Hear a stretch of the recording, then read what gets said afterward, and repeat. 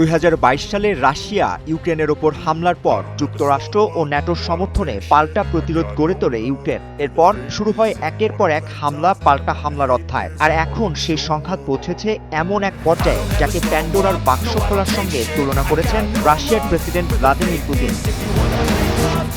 প্যান্ডোরার বাক্স একটি প্রচলিত রূপক, যার অর্থ এমন এক পদক্ষেপ যা একের পর এক নতুন বিপদ ডেকে আনে। সাম্প্রতিক সময়ে রাশিয়ার তেল শোধনাগার, জ্বালানি অবকাঠামো এবং গুরুত্বপূর্ণ খাদ্য গুদামগুলোকে লক্ষ্য করে ড্রোন হামলা বাড়িয়েছে কিয়েভ। ইউক্রেন দাবি করেছে এসব স্থাপনা রাশিয়ার যুদ্ধ পরিচালনায় প্রয়োজনীয় জ্বালানি ও সরঞ্জাম সরবরাহ করে, তাই এগুলোকে লক্ষ্যবস্তু করা হয়েছে।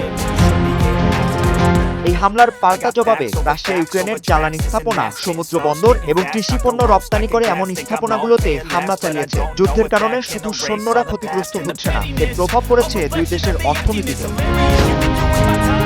এমন পরিস্থিতির মধ্যেই নতুন হুঁশিয়ারি দিয়েছেন রুশ প্রেসিডেন্ট ভ্লাদিমির পুতিন। তিনি বলেছেন, রাশিয়ার অর্থনৈতিক অবকাঠামোয় হামলা চালিয়ে ইউক্রেন নিজেরাই প্যান্ডোরার বাক্স খুলেছে।